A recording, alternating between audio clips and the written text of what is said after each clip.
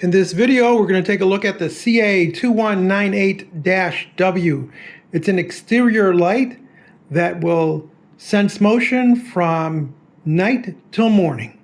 With the box out of the way, we have instruction sheets, foam top and bottom to protect the unit.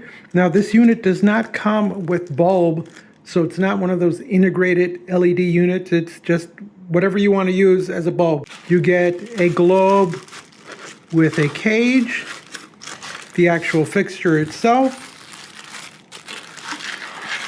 and mounting hardware and bracket. Now, the thing that I like about this is that at night, it'll come on at 30% and remain at 30% until daybreak, unless it detects motion, at which point it'll go to 100% and it'll stay on for about 2 minutes and then drop back down to 30%.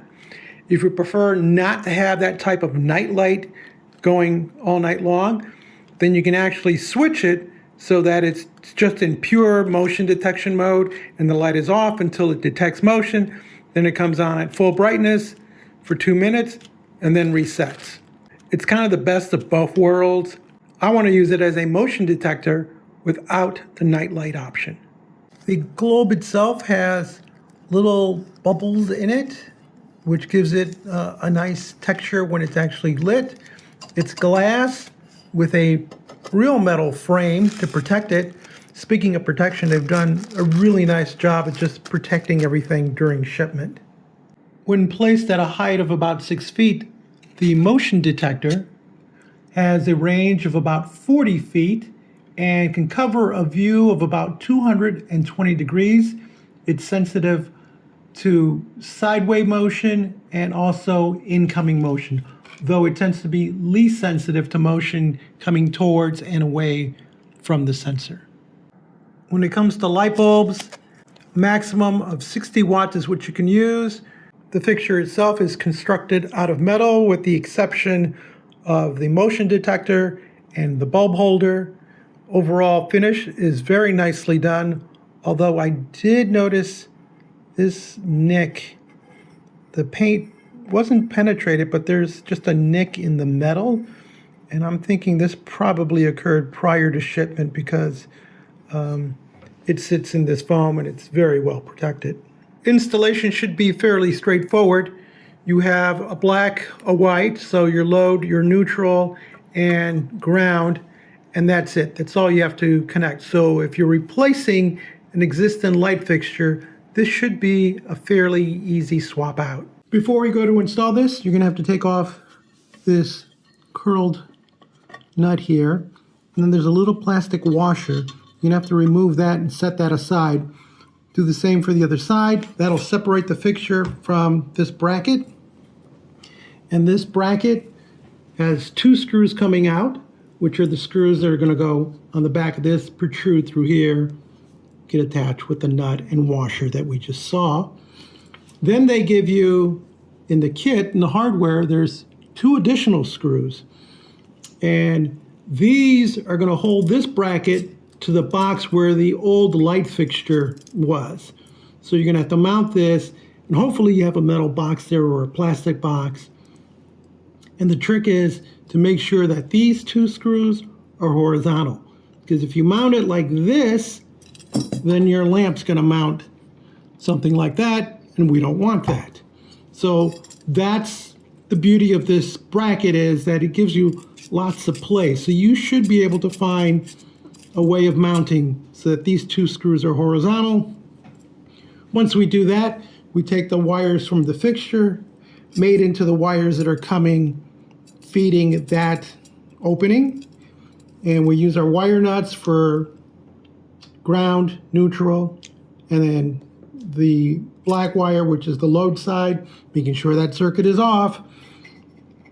Then, once we've made our wire connection, we're just going to slide this back through the light fixture itself and then attach our little washer and our little nut, and that'll be the job. Oh, nope, it won't be, because we should apply some clear caulking around the edge. I would do top edge, side edge on both sides.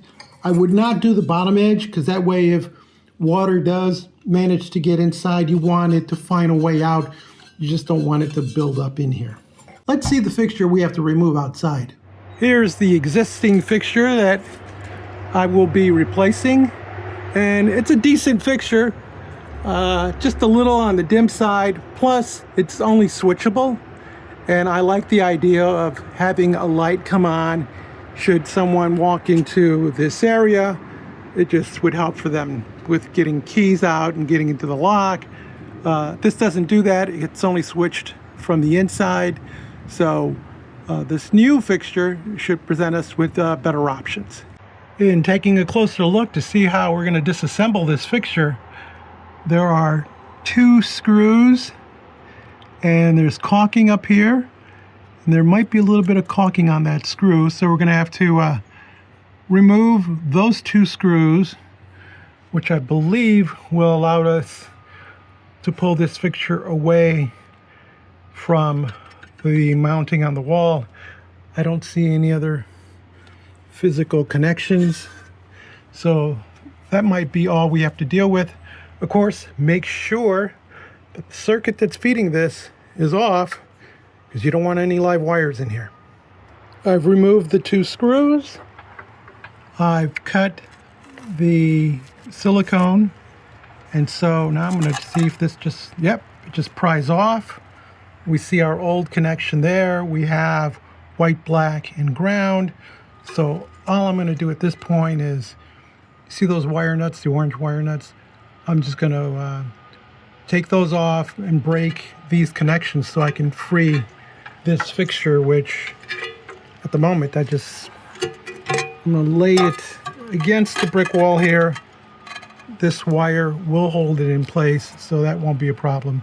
So I'll make the disconnection and then we'll get rid of the fixture. I'm going to take off this bracket because this is designed just for this fixture.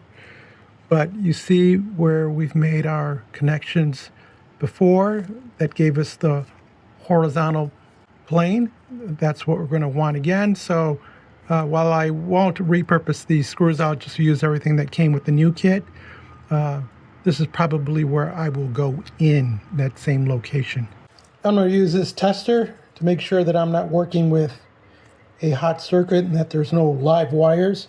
But before I go to the actual location where I need this, I'm just going to test it on something that I know is hot. So now I know this test unit is operational. Back at the fixture, I go in, and since I've already know that this works, then I'm very confident that since it's not giving me a red, that there is no power in here. If you're anything like me, little parts always tend to disappear on me. So that's why I put them in a container. That way they all stay together until they're needed. With the old bracket out of the way, we can bring in the new bracket. We can see how things line up. And I have a place for going into that hole, but that doesn't line up right? Because I need these 2 screws to be horizontal. So if I line up with the hole on the right, I end up going into brick on the left. So that's a problem. So now we do have other choices. There are other screws. Of course, there are all these slots. So I'm going to play around with this to see if there's a way of doing this. Otherwise, I have to abandon the project and just reinstall the old unit. And I'd rather not do that. In addition to the bracket not lining up the way it was supposed to, I also have an issue with the screw, because this screw does not go into the box that we have here. So I had to go back to the prior screws, and then I played around with the inside ring, outside ring, and different combinations, and I finally found a place where I can have my 2 posts horizontal, and these will still lock down. So, and I know that the box will enclose all this, so we're good to go. At this point, I'm just going to screw that in, and then we'll make our connections. Screws are secured, I bent this plate back a little bit because it tended to go this way. So I pushed this in, and I'm ready to mate the wires from the new fixture to my ground, my neutral, and my load. So bare wire to bare wire, white to white, black to black. We've connected the ground, neutral, and black in that order.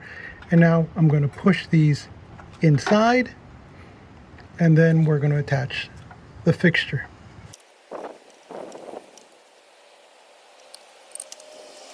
Don't forget to attach the gasket and the nut on both sides.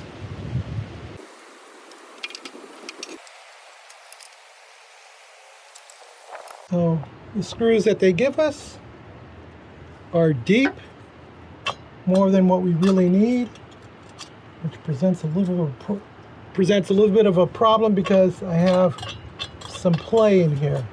So my option is to cut these screws down, which I think is what I'm going to do. I'm going to try this multi-tool to do the cutting.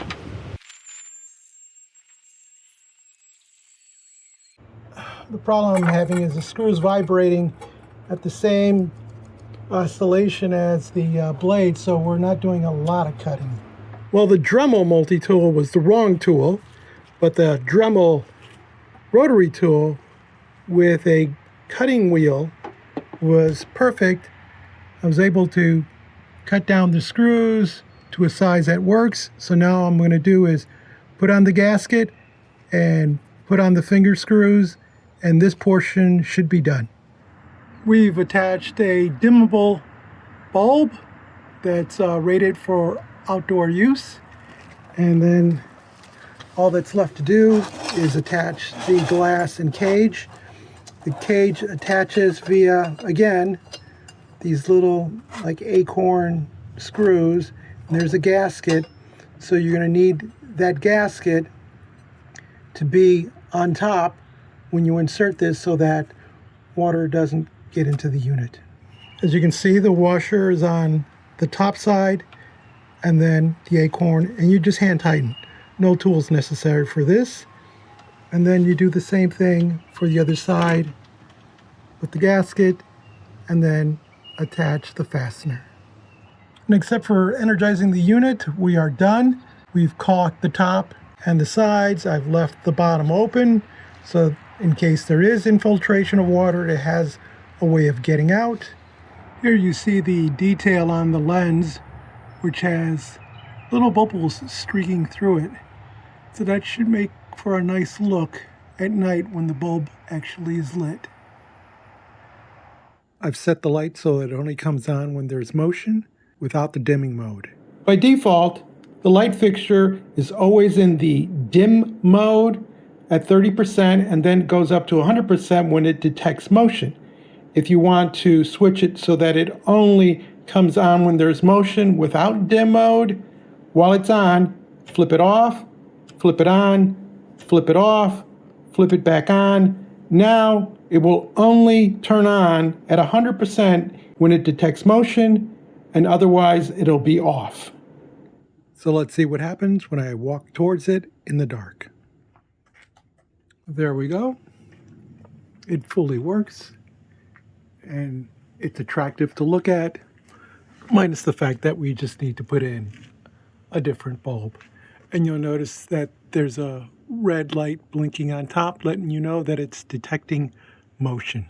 The light will stay on for 2 minutes after it first detects motion. If you found this video enlightening, give us a thumbs up, leave us a comment. Join the subscription team. They help keep the commercials out of the mid-break. And as always, thank you so much for watching.